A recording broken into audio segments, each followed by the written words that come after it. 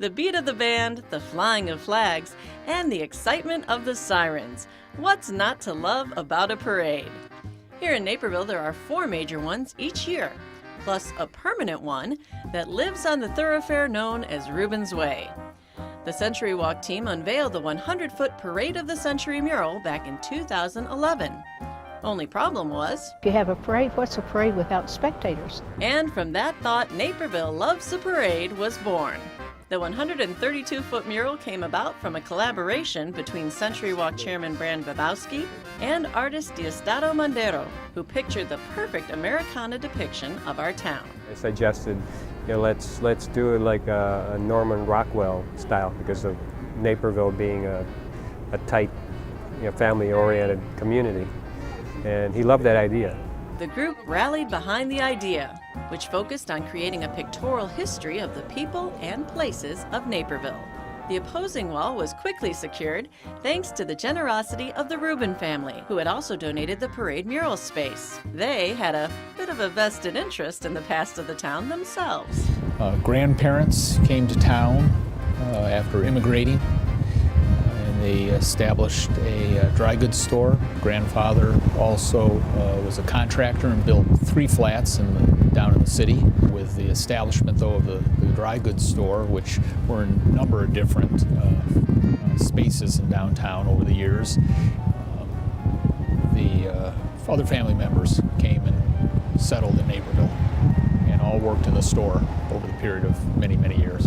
It seemed a natural fit to place the original Rubin store within the mural, but how would they fill in the rest? The Century Walk team opened it up to the public, offering individuals and businesses an opportunity to ensure their spot in history by offering a donation. This allowed the group to recoup over $220,000 in expenses and make this a more true-to-life depiction of a typical parade here in town. I think that it's turned into a marvelous display. Not only people, but buildings, children, dogs, grandchildren, people waving at parades and looking around to see who they know in a parade. It's hometown personified, and a lot of the people on the wall are not necessarily from Naperville, but have come to adopt the city as their own. The lifelike quality of each subject, whether a messy kid or a straight-laced soldier, was no easy task to master. Diosdado started his process with a series of photos. What it is, and I take my camera and do several poses. And then once I know when I get the shot, because it just kind of bruised from there as my eyes and my mind, as I'm taking a picture, I could visualize what they could do, and then I would let them act it out. But one parade goer, suggested by Brand, wasn't able to make his photo shoot, understandably. So one day he calls me up and he had this great idea. Hey, that spot on the beginning of the wall, let's put Joe Naper in there, pretending like he came back from the past. We conjured him up, waking up like Rip Van Winkle, and what is going on here? He doesn't know he's losing all his instruments. Since the subjects weren't all shot in the same frame, or even century, Diosdado had to create that illusion using layers and depth. The sunlight or light is coming around this side of the face and the left side, and if some of the photos are not the same, I just add simple shadows to at least keep that consistency. It was a technique replicated by the rest of his team, Adela Visgenova of Woodridge, and 2 Napervillians, Marian Leeson-Kuhn and apprentice Ashley Samek.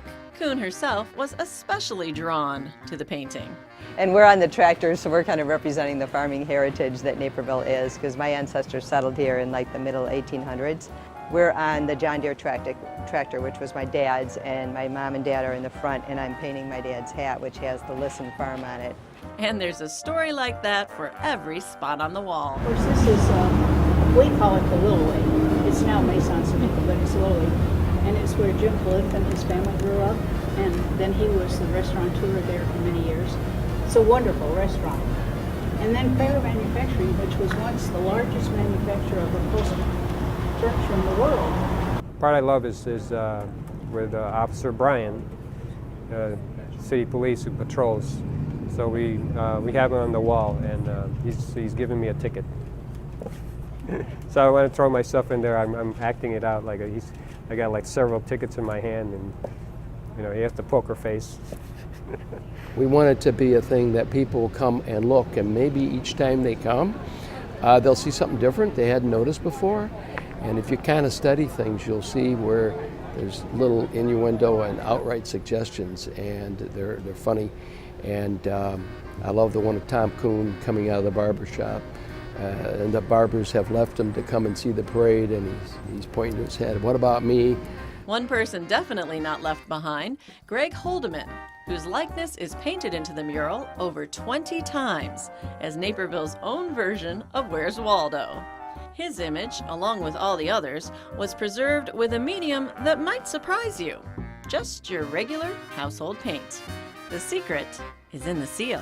And I found a company online that makes these two-part epoxy mix, and they use it for highway signs. Very, very impressed when first time I applied the sealer, and when it dried, it dried like hard plastic. That final coat is key to making this 47th piece of artwork in the Century Walk last for many lifetimes, giving it a permanence that is just what the team envisioned when they began their mission to pepper the downtown with artwork back in 1996. The initial idea came from Brand after a trip to Canada.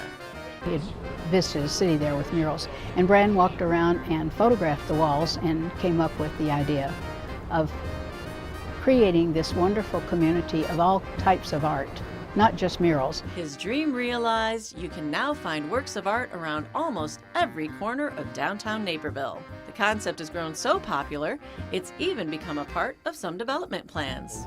They would be providing something at the site anyhow, so why not put public art in? And a nice private partnership really between the developer and our 501c3. So that's something that's on the horizon, and I have to say it's been worth the effort. All the hard work on this latest project paid off at its dedication on Labor Day, when community members turned out to catch a glimpse of a familiar face among the more than 310 featured. I think it's pretty good. I think they're kind on my jaw. It usually sticks out a little more. They were nice. And we came to all the parades, and we lived close and we could walk downtown. I think that it's very appropriate. We're staying there. And then if you can see, there's a Marine in full regalia next to us. He would like that. I believe anybody who's been involved at all in the downtown and in the city in general can walk down the wall here and identify friends and acquaintances, so it's fun. Other people can write, sing, dance, be carpenters, be artists, and that's a creativity, and that's man. So this is an expression to me of the character of Naperville. Generations past and present, united together forever, celebrating the town they love.